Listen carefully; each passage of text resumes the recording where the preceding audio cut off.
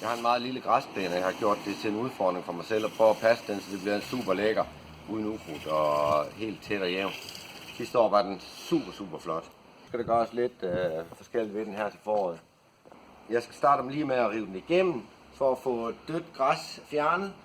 Det er jo godt med sådan en stivtandet rive, så vil jeg lige gå efter med en løvriv bagefter og få alt skidtet væk.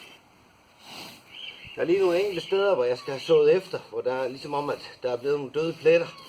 Dem river jeg lige godt op, og så får det en håndfuld græsfrø. Så vil jeg topdresse bagefter.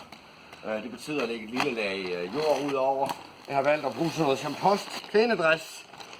Det er vældig dejligt at arbejde med, og det er gødet allerede. Så skal det bare et lille bitte nyt lag ud over.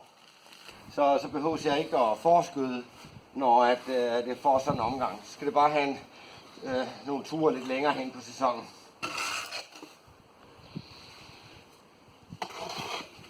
Så kan man bruge bagsiden af en rive eller en asfaltrager til at få det fordelt med. En asfaltrager, den er rigtig god til det. Så får man også lige jævnet eventuelle ujævnheder ud.